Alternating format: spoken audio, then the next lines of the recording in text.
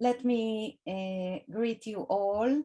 Thank you for joining us today. I welcome those of you in Japan and those in other places in the world. I'm Ada Tagar Cohen, professor at the Graduate School of Theology at Dosha University and the director of the Center for the Interdisciplinary Study of the Monotheistic Religions, which today is joined by my research project supported by the Japan Society for the Promotion of Science to facilitate the invitation of our guest speaker to this seminar lecture. We will be recording this, this seminar, so if you do not wish to be seen, you are most welcome to turn off your video, or if you wish, you can keep it on. I'm glad to introduce our honored guest speaker, Theo van Hout, author and John Rasmussen, professor of Hittite and Anatolian languages at the Department of Near Eastern Languages and Civilizations of the University of Chicago. This year, he is also serving as the director of the Oriental Institute of the University of Chicago. Let me introduce Professor van Hout's academic credentials. He was born in Amsterdam in the Netherlands and studied at the University of Amsterdam and the University of Leiden. He received his PhD degree in 1989 and served as a special professor of Hittitology for a decade at Amsterdam University.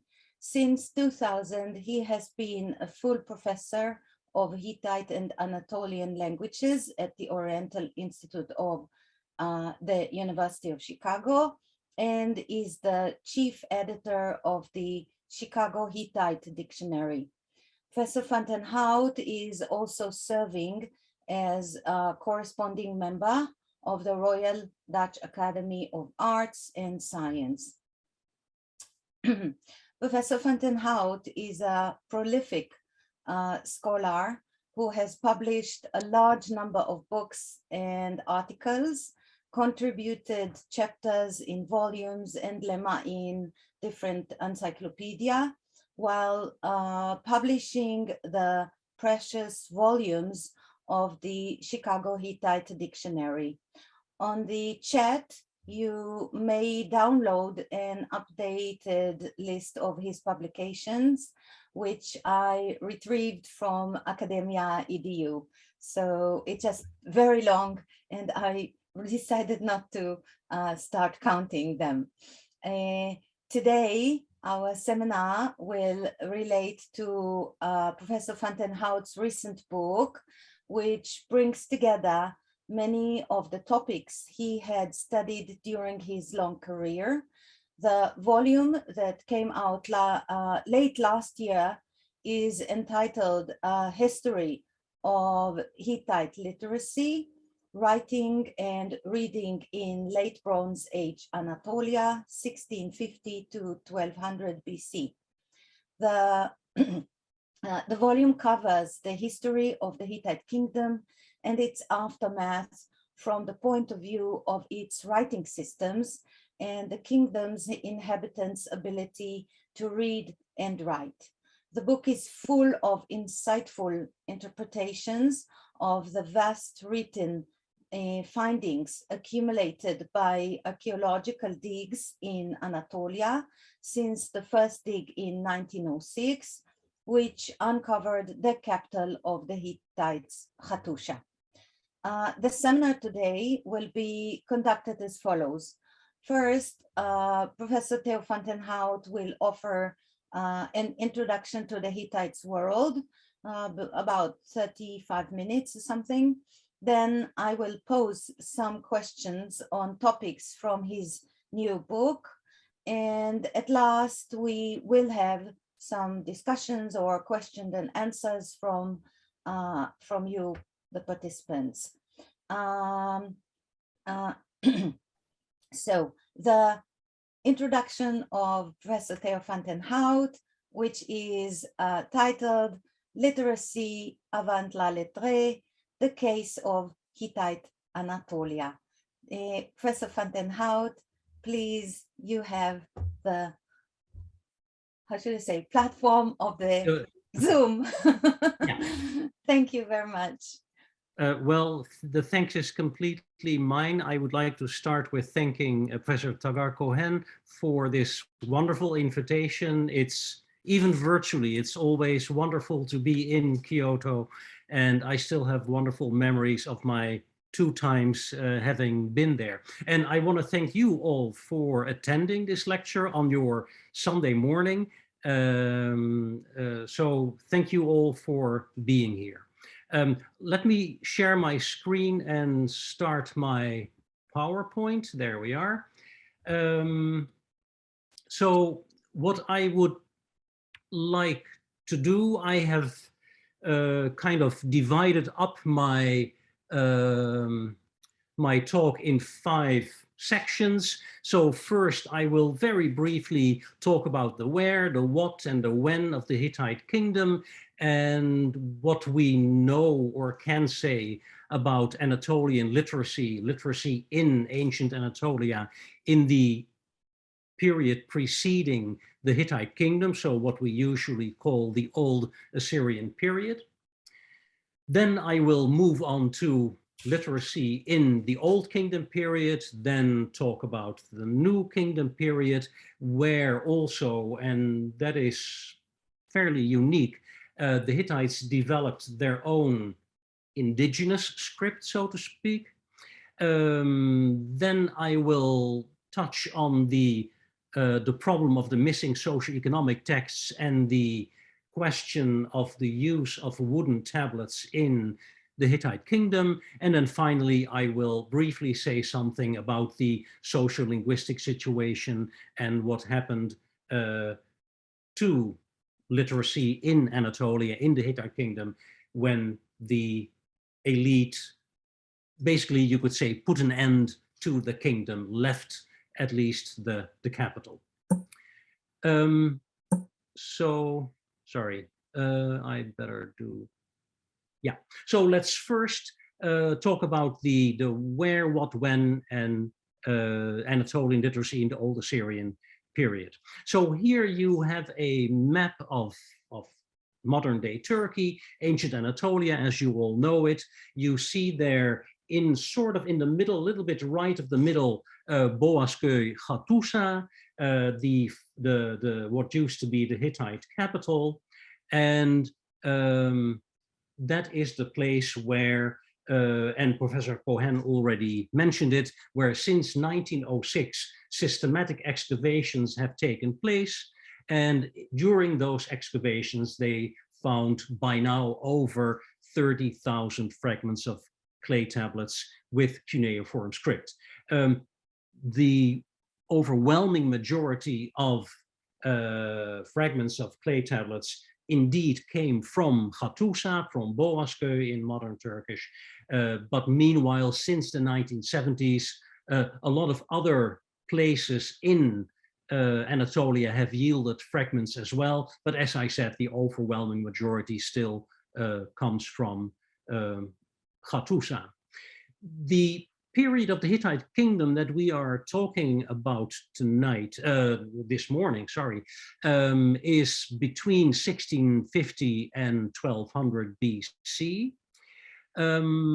However, we do know that at least from, let's say, 2000 BC onwards, Hittite speakers of, or let's say more in general, speakers of Anatolian languages, so not just Hittite, but also Luwian, that we will talk about later, were already there living in Anatolia. The period preceding the Hittite kingdom, so before 1650, we usually refer to as the Old Assyrian colony period. So that was the period when merchants from Ashur in northern Mesopotamia set up a trading network, a network of trading posts all over Anatolia, importing tin, for example, which was very important for the Hittites for their bronze making, and the Assyrian merchants came for or exported from Anatolia, especially copper, silver, gold, because, as you know, Mesopotamia is not very rich in minerals, in those kinds of minerals. So that period, which started around 2000, lasted until about 1720, is what we call the Old Assyrian colony period. Most of the texts from that period, and you see an example right there on the right on your screen, most of the texts were written in the 19th century BC, between 1900 and 1860, 1835. And we also have a smaller amount of Old Assyrian texts dating to the 18th century. These texts were written in the Old Assyrian cuneiform, in what we call the Old Assyrian language. And archaeologists have found over 23,000 records, and I will, from Kanesh, and I will show you on the map where that is. And the fact that we know, or that I can say that in that period, there must have been already speakers of Hittite and Luwian there in Anatolia, we know because of Anatolian personal names and also some Anatolian loanwords that occur in these texts.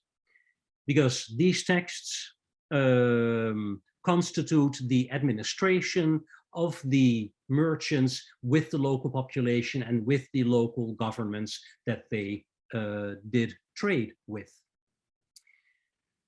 Here you see the map of central Anatolia, and the arrow there points at Kanesh, which was the sort of the absolute center of all the merchant activity, and around it you see all the other places where the Assyrians had set up shop. It was around 1750 that a father and a son, Pitgana and Anita, in all likelihood, Hittite speakers, came from Kushara, where you see the other arrow.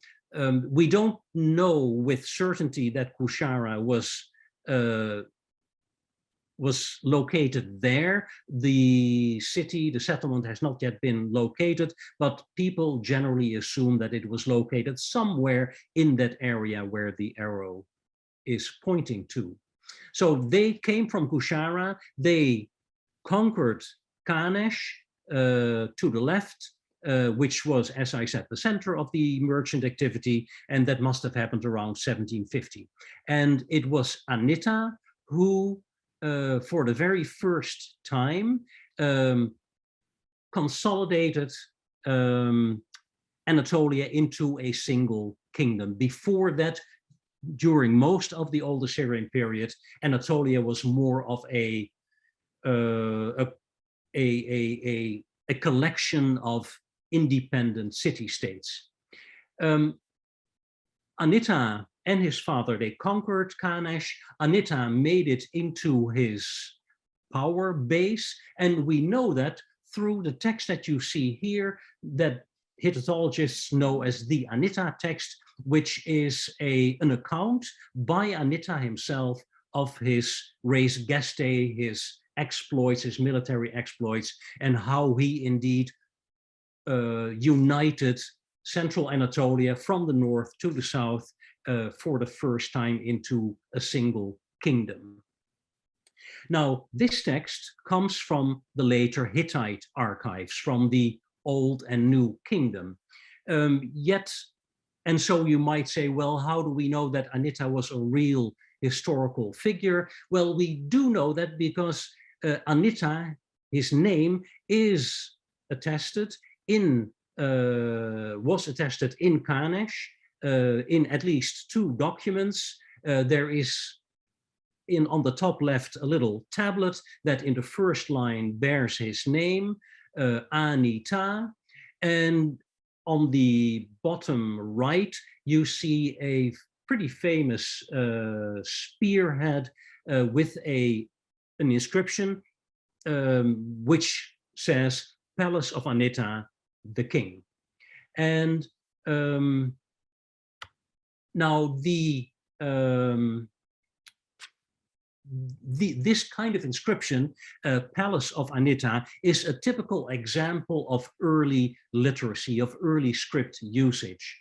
In the 18th century, we do know that very slowly the local Anatolian population started using the Old Assyrian cuneiform script and the Old Assyrian language, more or less for their own purposes. But it never really reached the point where you can say they started using the script on a systematic basis for their own purposes. And you might even wonder, this inscription on this spearhead, why does it say Palace of Anita, the King? It's a bit of a strange inscription, but as I said, it's kind of an early form of literacy that is characterized by either monumental use, and I will show you examples of that after this, or ownership markings, and that is probably what this is. And I found a very nice parallel at the beginning of this year in an article that you can see there in the New York Times of January 20th of this year, which was an article, this was just after President Biden had assumed the presidency, and it was an article that looked back on the presidency of the former president, and it tells about how in the beginning the presidential family was not very happy in the White House, but they tried to customize it to make it more to their liking. And within the circle there you see that they did several updates that were meant to make life in the White House more functional for the first family and their visitors. One design choice involved embossing balls in the bowling alley with the phrase, "the president's house." And that really made me think of this inscription, Palace of Anita, the King. Now, as I've said, literacy did not really seem to have caught on in Anatolia for the local people. And this is something that you see more often. So in the quote that I have here from the book by Rosalind Thomas on functional literacy and democratic literacy in Greece, she says, for literacy to take root in a society, it has to have meaning.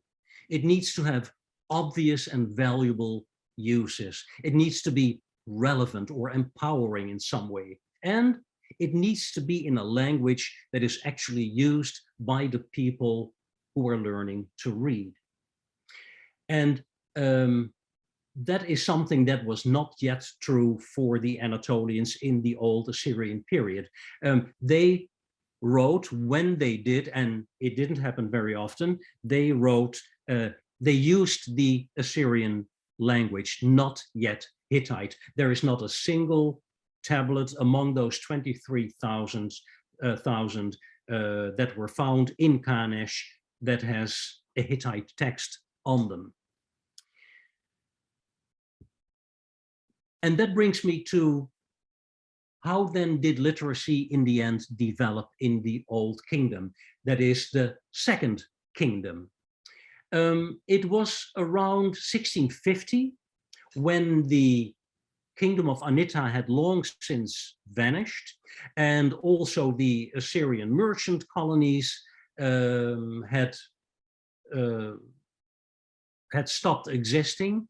The merchants probably left and went back home to Ashur. It was around 1650 when a new set of kings took hold of Hattusa, which up to then had only been a relatively small, again, independent kingdom, and it later became part of Anita's kingdom. Around 1650, Hittite kings, Hittite-speaking kings, occupied the place and made it the center of their new kingdom.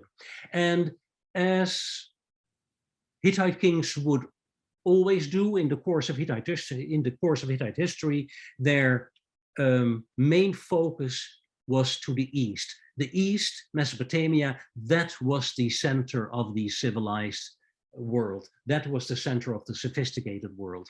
And these very early kings who were called Labarna, Hattushili, and Morshili, they immediately started looking east, and they started trying to expand their fledgling kingdom into northern Syria. And in that circle that you see there, you see in the center, you see Aleppo there, Alep, and you also see Tel Achana or Alalach.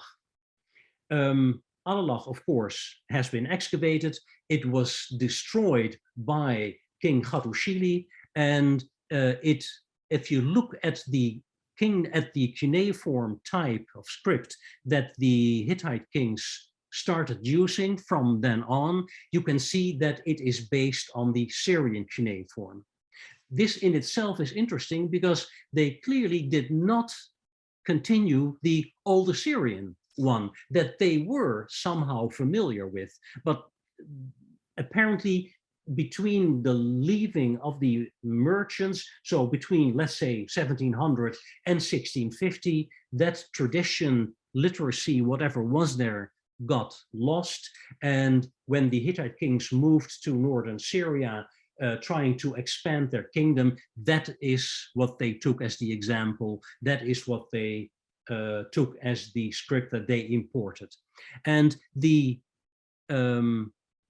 incentive to do so, to adopt cuneiform writing from Syria, was that, first of all, they must have seen that the kingdoms that they encountered in Syria and in further Mesopotamia all had writing. It must have become a matter of prestige. And they also, if they wanted to correspond with local Syrian and Mesopotamian kings and rulers, they needed writing. They needed the new technique of literacy. So that is what they did. That's why they must have adopted cuneiform writing and chose the Syrian, the northern Syrian cuneiform, which is quite different from the older Syrian one. And here too, when they then start writing, we see the two characteristic ways of early literacy, that is either use it for monumental purposes and for ownership marking. For example, Hattushili I, when he came back from northern Syria, from having conquered Syria and indeed having incorporated it in the Hittite kingdom, he said, he put his exploits, his res gestae, on a statue, and he said, and I made myself this statue of gold, of myself. So he put, and the text was written in Acadian, his annals. A second example is what you see here, and you already saw the copy. This is an axe head, no doubt not a real axe with which they felled trees or so, but more of kind of a ceremonial axe that kings would carry as a kind of a scepter-like object. And it says Tabarna, which was a royal title, Amuna, that's the name of the king, around 1550 BC, Great King, a further title, and then whoever violates his just word will die. And so, and the text is written not in Hittite, but again in Acadian. The Hittites also soon realized that writing made it possible to remember one's words after somebody had died.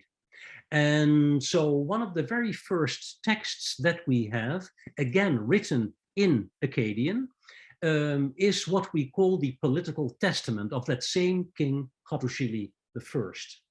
And the text is a justification, or in the text, the king justifies the choice of his grandson, the later Morsili I, as his successor.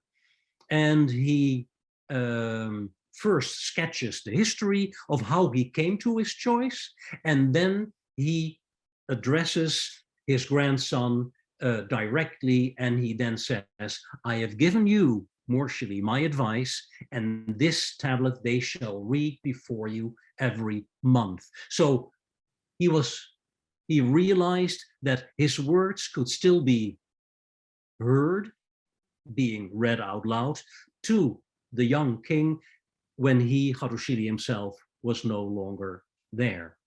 So this is early writing as an aide-mémoire. The same we hear of a later king, King Telepinu, who again uses a proclamation, as we usually call it, proclamation or an edict, to justify certain rules that he establishes. And he says there in that proclamation, furthermore, whoever becomes king and seeks evil for his brother and sister, you, the people who he is addressing, you shall be his family council. And you must tell that person straightforwardly, forthright, read this record, and he's pointing to the tablets, to the proclamation that he is reading, read this record of the bloodshed on the tablets, which says, in the past, bloodshed had become frequent in Hattusa, and the gods took revenge on the royal family. So again, he realizes that his words will have a value in the future when he is no longer there to orally pronounce them. Now, it's interesting to see that these early texts, and I mentioned the Annals of Hattusili, his political testament, the proclamation of Telepinu. Those texts we have right now, both in an Acadian and a Hittite version. However, the Hittite versions and also the Acadian versions, we cannot really date with certainty to the period that these kings reigned. But if we look at other documents of which we know with certainty that they date to the reigns of the kings, for example, that X that I showed you, all those documents, if we look at them, they are all written in Acadian. So it looks as if in the first century after these early Hittite kings had imported the cuneiform script from Syria, that they first, and this is typologically very normal, that they first started writing in the language that came with the script. So with the Acadian script came the Acadian language, the Northern Syrian variant, and that's what they used. The very first datable Hittite-only text stems from the reign of that same king Telepinu, who must have lived towards the end of the 16th century, let's say around 1520. And the text that I'm showing you here is a tablet, both photos are from the same tablet, it's one of the manuscripts, one of the better manuscripts of the Hittite laws. And it is interesting that of all the, well, I guess close to 100 manuscripts that we have of the Hittite laws, it's one of the best attested Hittite text compositions. We do not have a single fragment in Acadian. So that tells me that it was probably the first Hittite-only text. And so it may have been towards then the end of the 16th century, and maybe even Telepinu was instrumental in this, that at one point they must have decided, okay, from now on, we're no longer going to use the Akkadian language for state internal documents. Of course, they would use Akkadian for treaties and letters that were conducted with kings in Syria and Mesopotamia, but for purely internal records, we no longer find Akkadian used anymore. Now, of course, this meant that they had to adapt the Syrian cuneiform that they had imported about 100 years before that they had to change it to suit their own needs, to suit the needs of the Hittite language, because Akkadian and Hittite are two very different languages. Akkadian, as you all know, is Semitic. Hittite is the oldest known Indo-European language. So they had to make some changes in order to fit the script to the Hittite language, in order to be able to write Hittite with the Syrian cuneiform. For example, Akkadian has a phonological opposition between voiced and voiceless stops or consonants. But the Hittites completely ignored that system, that opposition. For example, if you look at the two examples that I have there at the bottom of the slide, we have the form or the sequence of cuneiform signs ada ana or ata ana. Both are attested. It can be either written with da or ta, the da or the ta sign. That means to eat. And whether it's ada ana or ata ana, it's both to eat.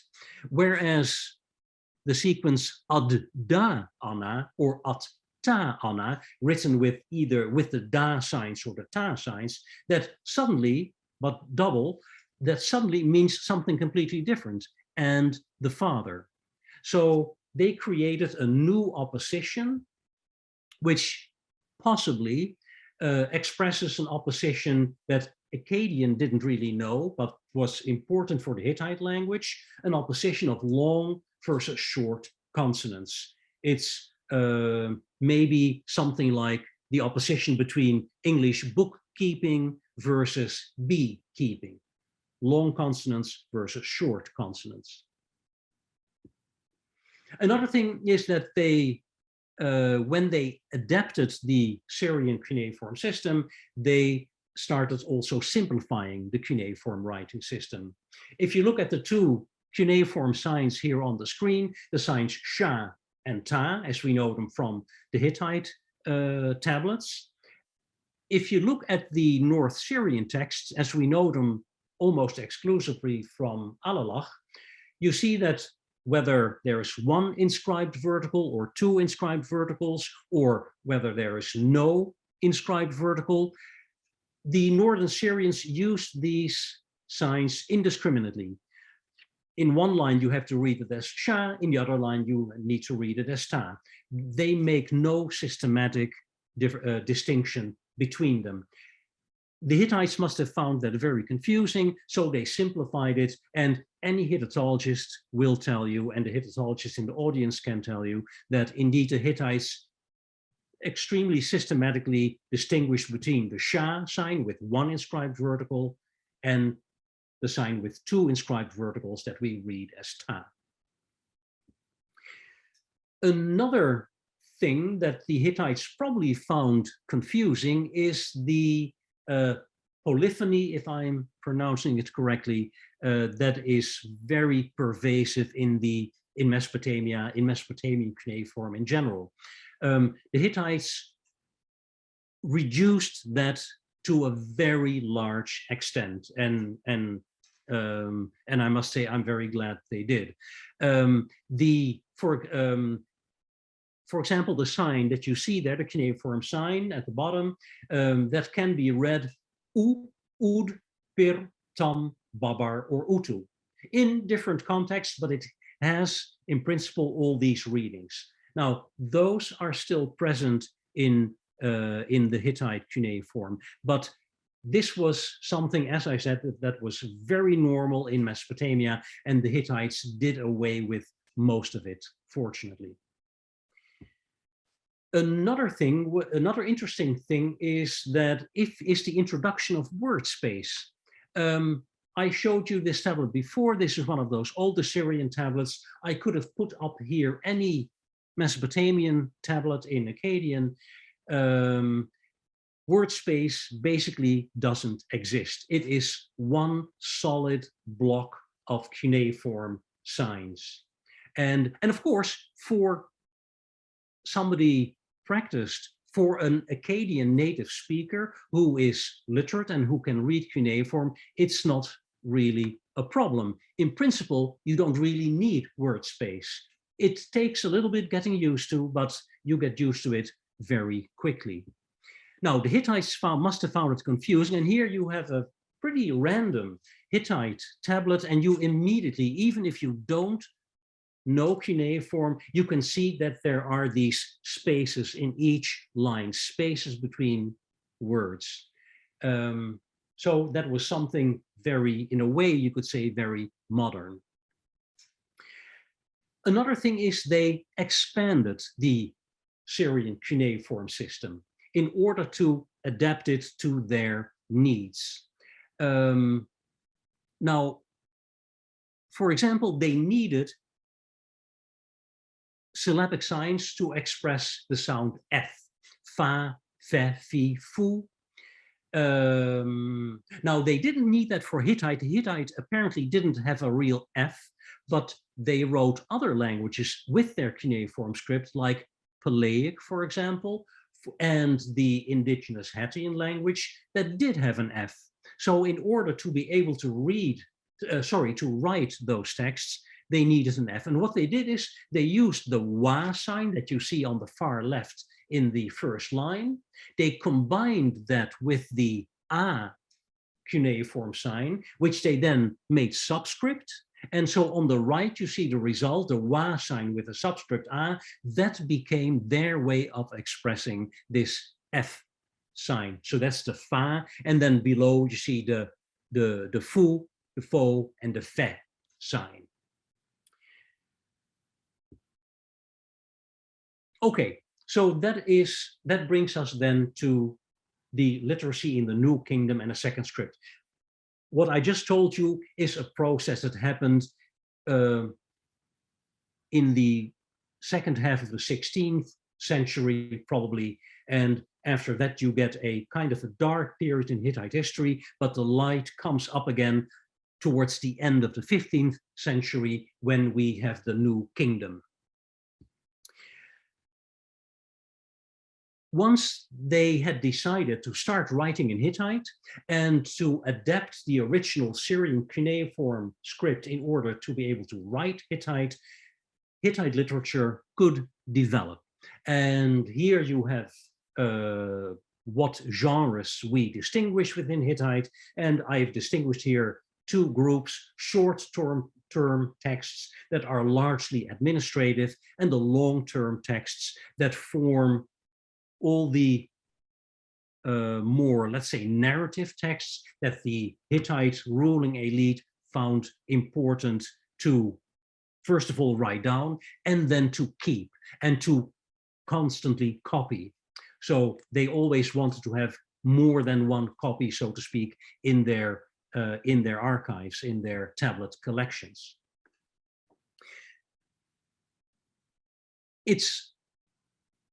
So by then, you could say the cuneiform script, at least within the ruling elite scribal circles, had become fully established. The administration in the widest sense of the word of the Hittite kingdom was conducted in Hittite, in cuneiform.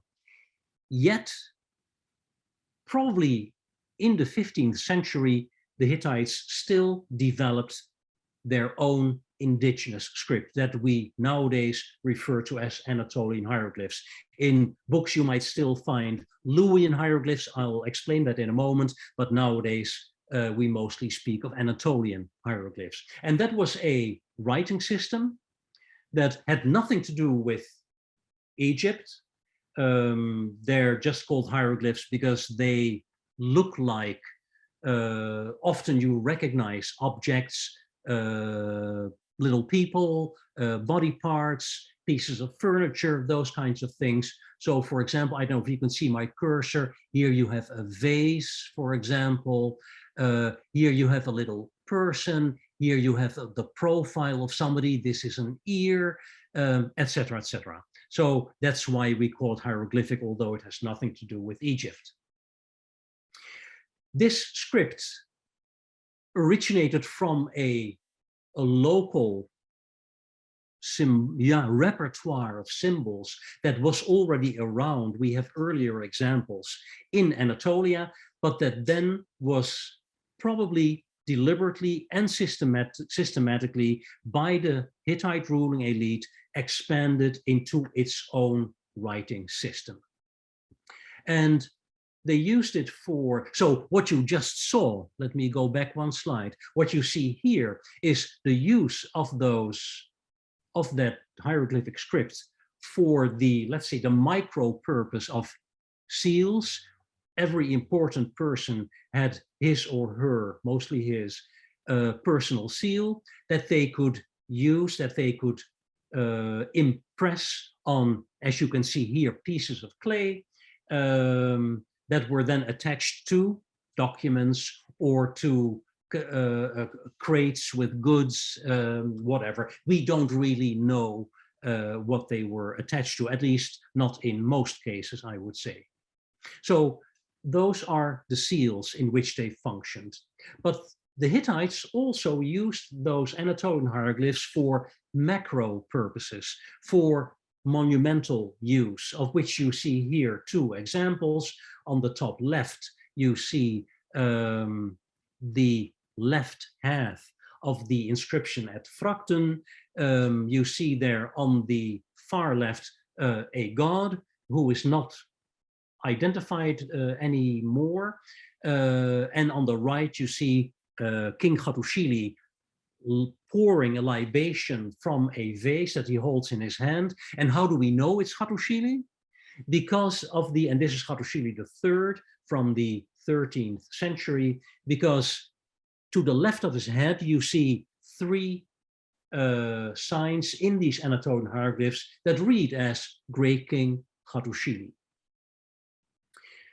And on the bottom right, you see a real long inscription, the inscription from the Zuidburg that they found in the early 1990s, I think it was, in the capital Hattusa. So they used it for seals, but they also used it for example, the large inscription that I just showed you. And the interesting thing now is that those large publicly displayed inscriptions are not written in Hittite. They are written in Luwian. Luwian, which was, you could say, a dialect or another member of the Indo-European Anatolian language group. Let's say that the relation between Luwian and Hittite was something like Spanish and Italian, something to that effect. So these inscriptions are not in Hittite, they are in Luwian. So we get kind of a dichotomy of written languages and scripts. The internal administration of the Hittite kingdom was done on clay tablets, where they used the cuneiform, and the language there was Hittite. But if ever they put up publicly large displayed inscriptions that were monumental, but also think of the small monumental use, the micro form of the seals, the seal impressions that I showed you, then they used the Anatolian hieroglyphs and the language was Luwian.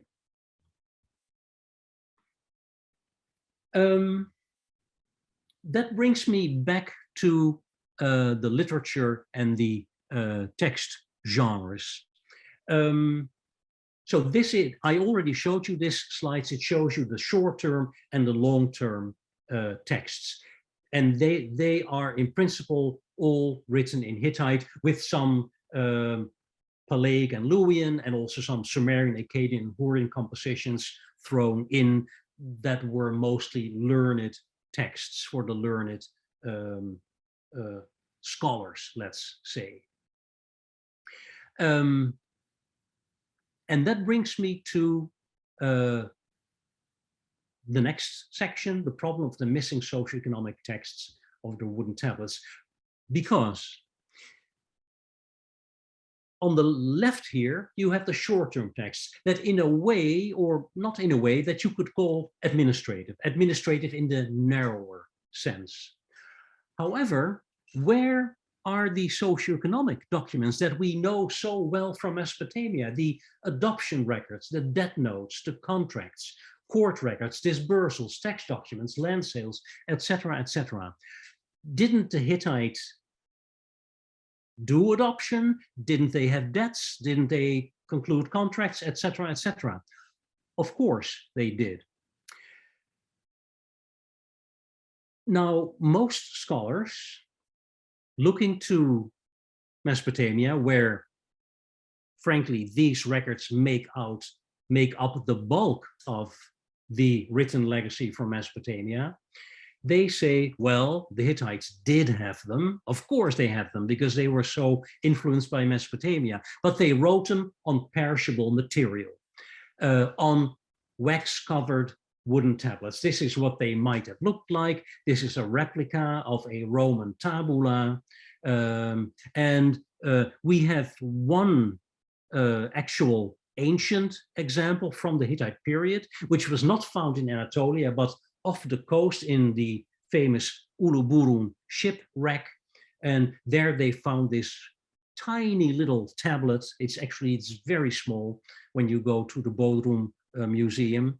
But this was what a wax-covered tablet looked like in the ancient days. Now, we don't know whether this wax tablet was actually, this wooden tablet was used in Anatolia. It was found in the shipwreck. The ship, experts say, was on its way to the Aegean. We don't know what the origin of the ship was. We don't know where it took in its cargo. But anyway, it does show that wooden tablets in the Eastern Mediterranean were used in that period. Now, if we go look for references to wooden tablets in the Hittite text, you can say that there are indeed some words in Hittite cuneiform that seem to refer to wooden writing boards. But I think that their interpretation is not always clear, and on the whole, their number is very, very low. So for that reason, I think we are exaggerating, so to speak, the existence, the use of wooden tablets in the Hittite kingdom. I'm not denying that they were there, but I think their use, based on the evidence that we have, must have been very restricted. And this brings me back for a third time to this same slide, because most Hittitologists, assuming the texts that we have in cuneiform on clay tablets that you see here listed, and who assume the wooden tablets, come to a corpus of Hittite texts that is actually very similar to what we find in Mesopotamia. But if you, so Anatolia becomes kind of a Mesopotamia light, so to speak. But if you say, well, there is very little evidence for wooden tablets, so let's say we don't have them, then in this case, what we have here on this slide, on the screen, what you see here, is representative, would be representative for what the Hittite ruling elite wanted written down, found what they found worth to write down. And I can then only assume that on the one hand, all those things like the adoption records, the court records, whatever I listed there, the debt notes and so forth, was done in other ways, orally, as they had done it probably for hundreds of years before cuneiform was ever introduced. And on the other hand, you see very interesting how actually all the Hittite texts that we have, if you take them as a representative for what the Hittites themselves wanted written down, that it all centers around the ruling elite, or even more specifically, all texts center around royal ideology and the role of the king in the Hittite kingdom. And that makes, in my opinion, the Hittite text corpus all the more interesting. And that then finally brings me to the end. And I have to say just a few more words on the sociolinguistic situation, because I've mentioned to you how the inscriptions in hieroglyphs were all written in Luwian, whereas the regular administration, the inner administration of the Hittite kingdom, was conducted in Hittite, in cuneiform. However, we see, starting in the Old Hittite period, we see an increasing Luwian interference in Hittite, in the Hittite language. For example, we see Luwian loanwords in Hittite texts. We see verbal and nominal derivations with very specific Luwian suffixes from the Luwian language. We even see Luwian inflected word forms within the Hittite texts. And Hittite, a language rich in clitic elements, we see developments in the order of clitic elements over the course of the written Hittite language, which linguists sometimes tie into Luwian influence. And that then finally brings us to a situation that Hittitologists are now often discussing, that maybe towards that the influence of Luwian in the last century of the Hittite kingdom, the 13th century, became so prominent that actually the Hittite language may no longer have been anybody's mother tongue, that there may have arisen a kind of diglossia situation where, let's say, the official medium of the kingdom, that was Hittite. It may have been the language in the office where the scribes worked, but as soon as they went home and went out onto the streets of Hattusa and further in the kingdom, they spoke Luwian. That was the, let's say, the default language. And that then also probably explains why these large public inscriptions were in Luwian. As soon as the Hittite elite wanted to address the population at large, they reverted to Luwian. Using Hittite at that moment wouldn't have made sense, because most people in the population at large wouldn't have understood Hittite. And that is also I think, the best explanation for the fact that when then around 1200, the Hittite ruling elite decided to pack up their things and to abandon the capital, to go somewhere, a place that we haven't found yet, for all intents and purposes, the kingdom at that moment vanished, collapsed, that Hittite disappears. Cuneiform disappears. Those were the language and the script that were tied, very intimately tied, to the Hittite kingdom and its administration. They never, the Hittite language and the cuneiform, and certainly the cuneiform script, never reached the wider population. But the Anatolian hieroglyphs, they did survive, and the Luwian language did survive. All the way up to 700 BC, when finally they were overrun by the Neo-Assyrian kingdom. Thank you so much.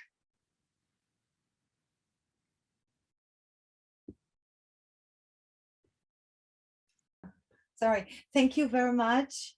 and I would like to, if possible, to make few questions that will probably go a little bit further into your book. There were 7 questions in origin, but I spoke way too long. Yes, you have already covered some of them, so I will choose just a few that will lead maybe to some other questions from our colleagues. So the first question I would like to ask you is, we usually read in general books about the Hittites that they were Indo-Europeans. So could you just a little bit elaborate on how do you decide that those people of Kushar or Kanesh were indeed Indo-Europeans once we have them as Hittites, but actually they did not write in Hittite, they were writing in Akkadian. So if a little bit on that, please. Right, yeah. The main or the only reason is or are the personal names that appear in the old Assyrian documents that were mostly written up by the old Assyrian traders, the merchants. They have, excuse me, they have been actually very recently been analyzed in quite some detail by the Indo-Europeanist and I would say Anatolianist Aldin Klughorst, who wrote the big etymological dictionary of the Hittite language. He wrote a smaller book called Kaneshite Hittite, so Hittite from Kanesh, where he has collected all the non-Semitic, the non-Assyrian names, and has categorized them in, and then analyzes them, and you find all kinds of Indo-European elements in there, words that we later encounter in Hittite texts, words that we later encounter in Luwian texts, and so that is the evidence on which we decide that the people like, well, that the local people of Kanesh were in all likelihood speakers of an Anatolian language of the Indo-European family. Okay, thank you. I will go to a secondary question. And could you explain to us on what basis scholars distinguish between tablets originating in what they call Old Kingdom and those from New Kingdom, and also what does it mean Middle Hittite? Because these terms are mostly they are mostly showing up in textbooks and in books of history of the Hittites. So that would be very helpful. Yeah. So first of all, how do we distinguish Old Hittite from later Hittite? That is, there are two things there. First of all, the most, let's say, mechanical way of doing it is looking at the script. We can distinguish, or let's say, handwriting. Also, in modern times, handwriting develops. If I look at letters written by my grandfather, for example, that is a different way of writing, of handwriting, than my children use, for example. In the same way, the Hittite cuneiform script over the centuries developed. And so we can tell by looking at the shape of cuneiform signs, and also, for example, the density of signs and so forth, we can tell whether a certain fragment, a tablet that you hold in your hand, whether that was written down in, let's say, the Old Kingdom between 1600 roughly and 1400, or whether it was written in the 13th century. So the handwriting. Secondly, there is the language itself. Not only handwriting develops over the ages, language does too. So I mentioned in one of my slides the clitics.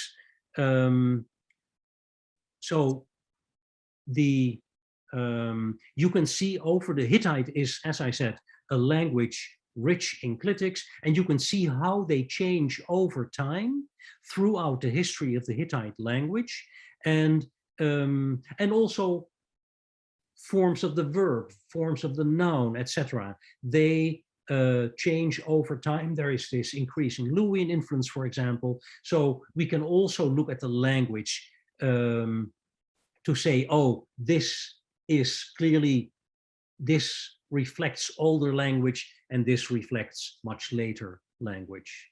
Now, the Old and Middle Hittite, that's a bit of a problem in the sense that I think nowadays there is pretty much consensus that for historical purposes, we should forget about that. In the history of the Hittite kingdom, we should distinguish between the Old Kingdom and the New Kingdom, and there is no reason whatsoever to talk about a Middle Kingdom. If you look at Egypt, you see between Old, Middle, and New Kingdom, you see new dynasties coming in, complete breaks in the history. In the case of the Hittite kingdom, that never really happened.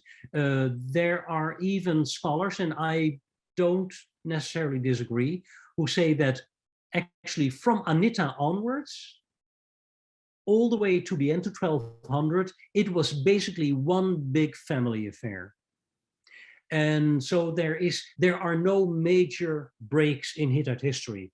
And even you could say the distinction between Old Kingdom and New Kingdom is kind of artificial, but we just like to have those divisions. It helps us, but it's more it says more about us than about Hittite history. Now, linguistically speaking, that is different. As I just said, you can see over time the Hittite language develop, change. If you take a text like, for example, the Anita text, or a text from the very first Hittite kings, a Hittite text, and that is clearly, that differs in grammar from a text from, let's say, the 15th century. And the text from the 15th century shows again grammatical differences with the language from the 13th century. So you can see, and so linguistically, you can distinguish between Old, Middle, and late or New Hittite. Thank you for that clarification. I would go for another question. Mm-hmm. In the corpus of Hittite texts, there is a bulk of tablets in the Hurrian language, which I think you did not touch at the talk. It Right. would be interesting to learn a bit more on the arrival of the Hurrian language and culture within the Hittite kingdom, and how that, if at all, influenced the idea of literacy. That's right. the question. Yeah. No, that's a great question. Hurrians are, let's say, attested in the sense of Hurrian names of Hurrian people are attested throughout Hittite history. We already find a few Hurrians even in the old Assyrian period. They were there throughout the Old and the New Kingdom. However, a major break, you could say, happened toward the end of the 15th century, when probably the Hittite king Tudgalia I, in all likelihood married a princess from southeastern Anatolia, where Hurrian was one of the languages spoken. And she probably brought with her, from her Hurrian-speaking origins, she brought with her other Hurrian native speakers, but not only that, also culture, texts, and so forth, because from that moment onwards, from about 1420 onwards, so the end of the 15th century, we see suddenly, you could speak of a wave, a Hurrian wave. We suddenly see a lot of texts, monolingual texts written in Hurrian, which then results in the fact that the largest corpus of Hurrian texts that we know nowadays actually come from the Hittite capital. That Hittite king and his Hurrian wife then had children who all get Hurrian names. And from then on, you often see that a prince and also princesses, in cases where it's attested, have two names. They have a Hittite name and a Hurrian name. Kings get double names. For example, the king whom we know as Mursli III also is better known by his Hurrian name, Orgiteshub.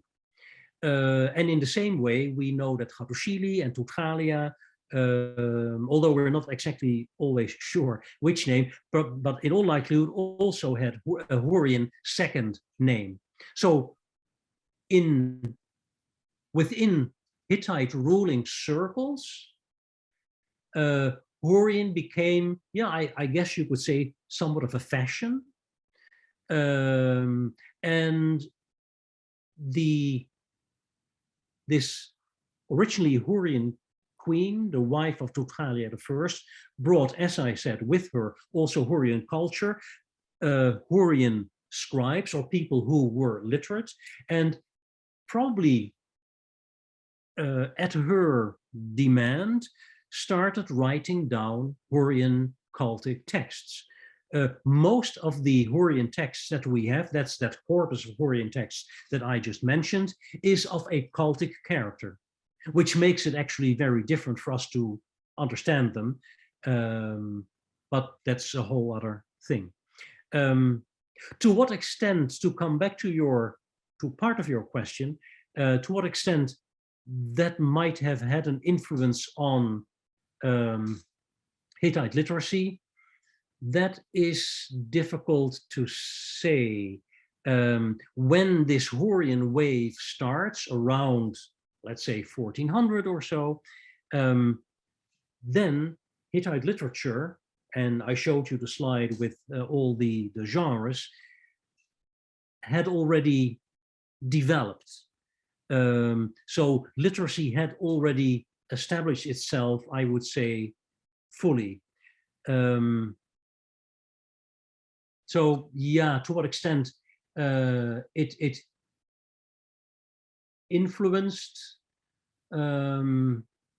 Hittite literacy, not literacy as such, but it did bring in new, let's say, cultural influences, in the sense, for example, and many of the people who attend this morning's lecture have heard of the Hurrian Hittite bilingual, for example, a fascinating text, which also people say has biblical parallels. So there were people who wanted to preserve the text, who made a translation of the text. So there certainly were cultural influences that came with that Hurrian wave. However, I do want to stress that that is an influence that I think not went in any way beyond the intimate ruling elite circle. Okay. But one can differ of opinion. I mean. Thank you. And maybe I will have one more question. Could you describe for us the world of the Hittite scribes during the period of the New Kingdom? I think we have more material from the New Kingdom than we have from other periods. So if you can, I think your appendix in the book about the scribes is fascinating. And if you can give us a glimpse into that. Right. So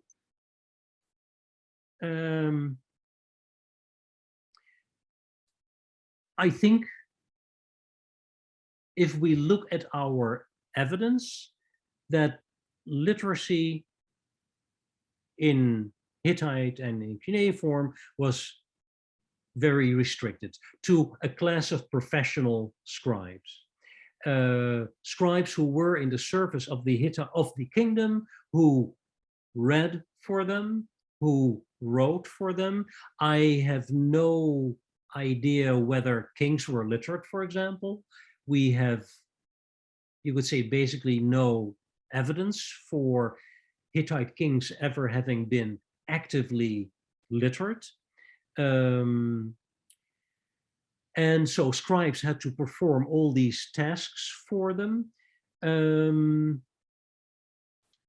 So it must have been a small group. And I think within that group of scribes, you can make a distinction between, let's say, real, more lower level, let's say, civil servants, people who, at the behest of a Hittite king and Hittite officials, wrote what they were told to write.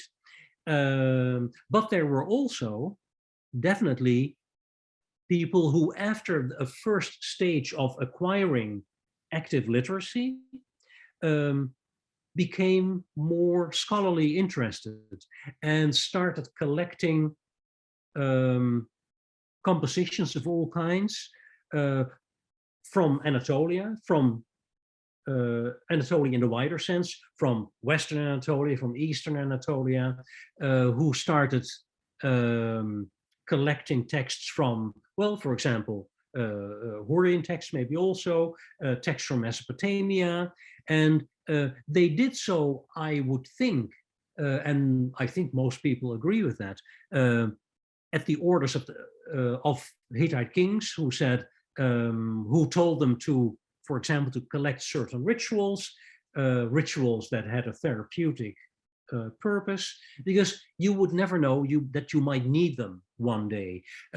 Those learned scribes became indeed scholars who were sought after for their medical knowledge, their astronomical knowledge, their knowledge of oracles, their knowledge of omens, and what have you.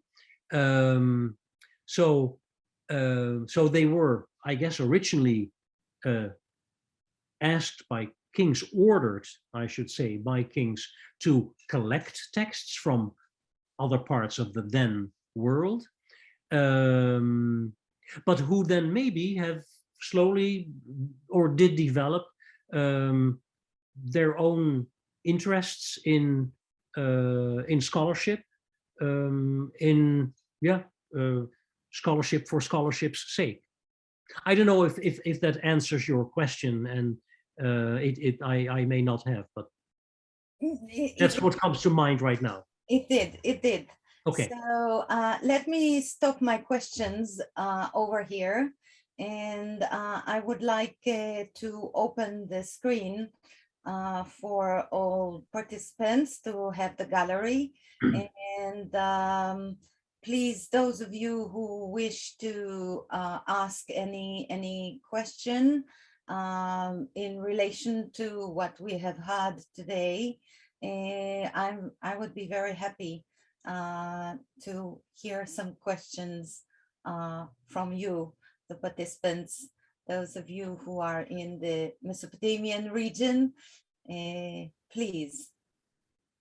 So if there is nobody, I will ask some questions to Theo.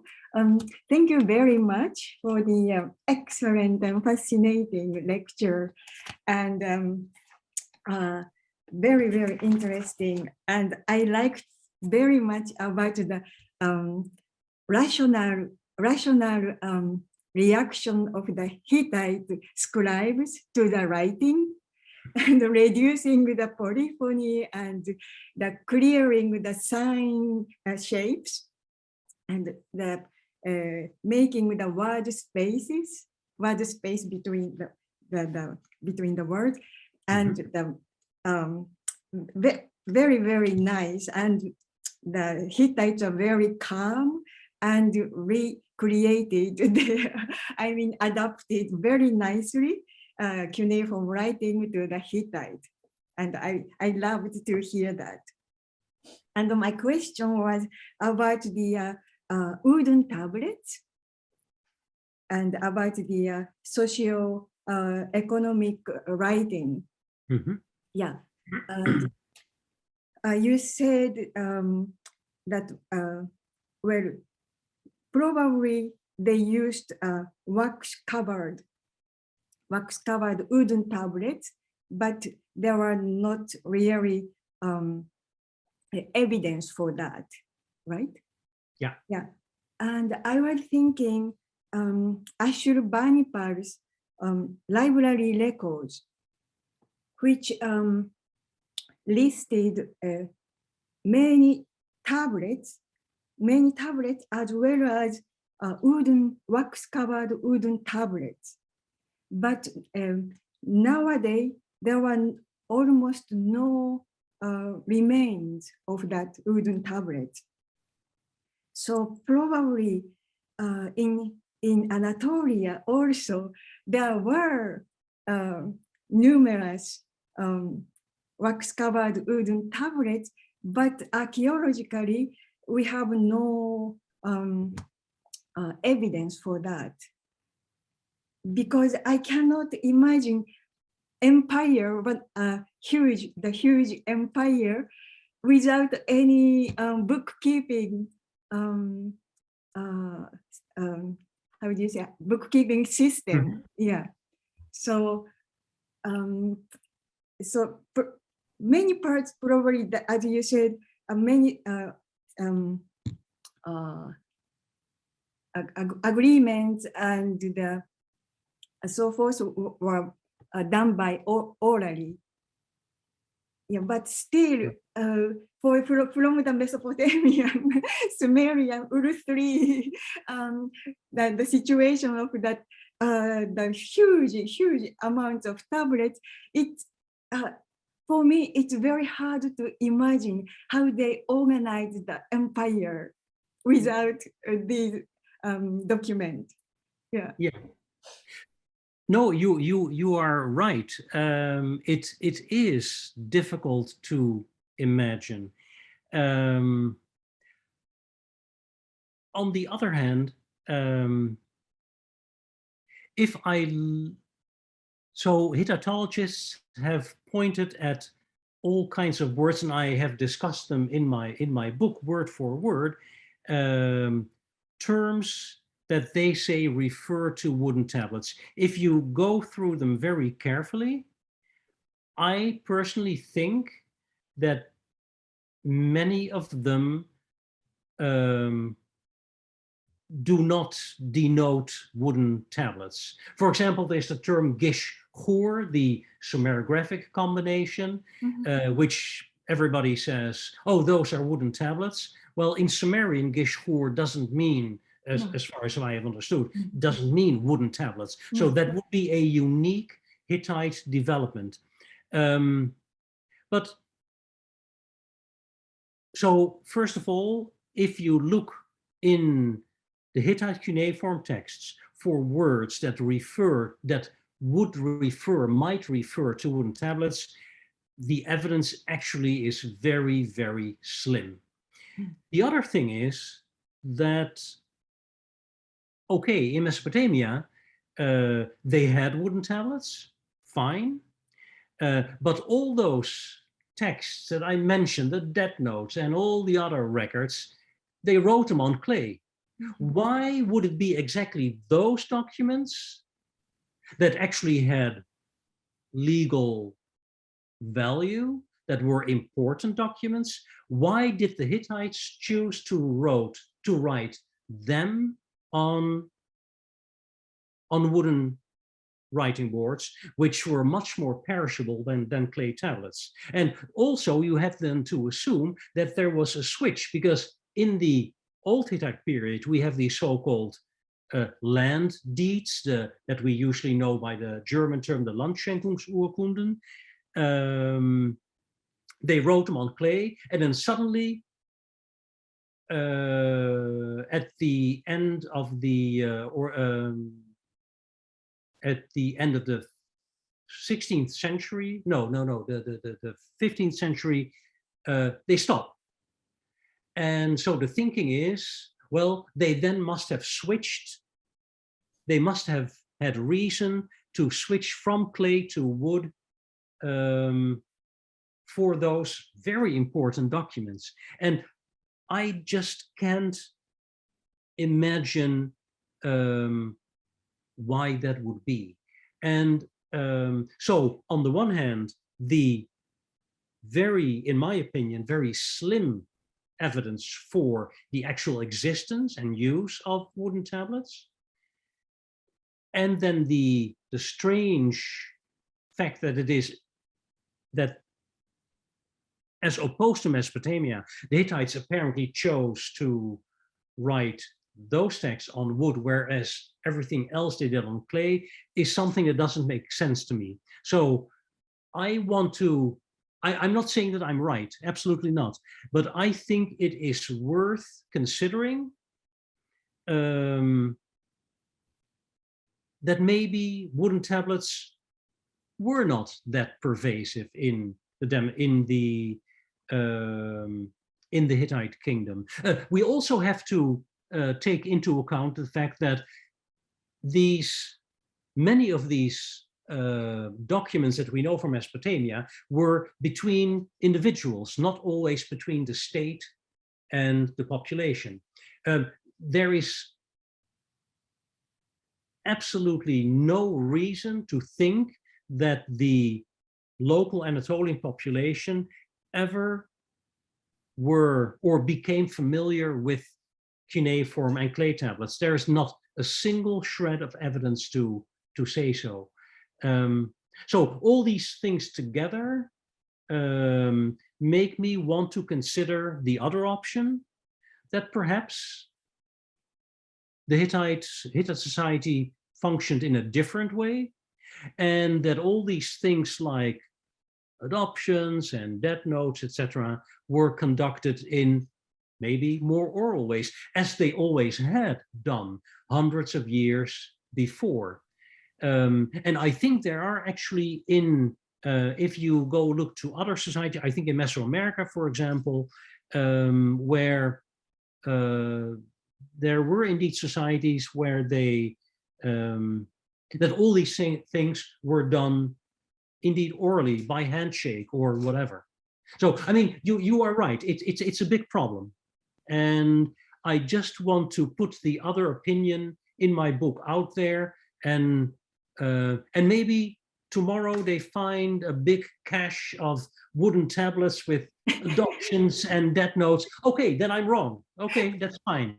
But I think we should discuss it. We should not a priori simply assume, because it exists in Mesopotamia, then the Hittites must have had it as well, and therefore they did it on wooden tablets. I feel uncomfortable assuming that. Thank you. Thank you. So if there is another question from any other colleague of mine. Can I ask something? Yes, please. Thank you very much for your wonderful lectures. I'm an archaeologist, so this is a little unfamiliar with me. One question, I had two questions. One was about Furium, because during my excavations, I found Furium glass bottles in the 1600 BC. And in 2019, we found one tablet, Hurrian tablet, from our excavation. So I also interested in the Hurrian culture influence to Hittite. But other Cohen-san asked already. So the second question is about the Libyan language. You explained Libyan language was used for large public display. But up to now, there are two large inscriptions in Boğazköy, Südburg, and Nishantaş. But at first, how many people or how many percent of the people can read such language inscriptions? And the second question is both inscription or inside of the city walls. So normal people could enter the cities. And yeah, so we don't know where so many people lived at that time outside the city wall. And such Südburg or Nishantas, maybe it's related with ceremony or cultic practices. So then not so many people could enter these places. So, and one more question here. Libyan hieroglyphic inscription had the aesthetic effect, so looks very better than cuneiform inscriptions. Because of such reason, they use to display such language. Thank you. Thank you for your questions, which indeed are very apt questions. First of all, if it was only about aesthetics, that hieroglyphs, of course, as you say, look nicer than the cuneiform, then they could have still written them or written Hittite with those hieroglyphs. You can use those hieroglyphs with the sound values that they had, and with the logograms, you could easily write Hittite, yet they chose the Luwian language to do that. Now, you are absolutely right when you say that maybe, well, that who could read them of the wider population? I guess very few people. But the difference, I think, is, and that's where, again, the aesthetic effect comes in, that the Anatolian hieroglyphs are based on or reflect the daily surrounding world of the Anatolian people at that moment. The object, like I mentioned, the pieces of furniture, or the body parts, or all the other things. For example, the very frequent sign, this elongated triangle with a curl on top, the sign for great king. They could see that. Now and then, we know that the Hittite kings traveled the country, and in ceremonies they will have had their pointed helmet on. And so when people saw that sign on the inscriptions, and it's one of the most frequent signs, they might have recognized that. So the signs reflected the Anatolian world. So even though people couldn't, I'm sure, couldn't read it word for word, at least they would recognize the script as reflecting their physical world, their physical surroundings.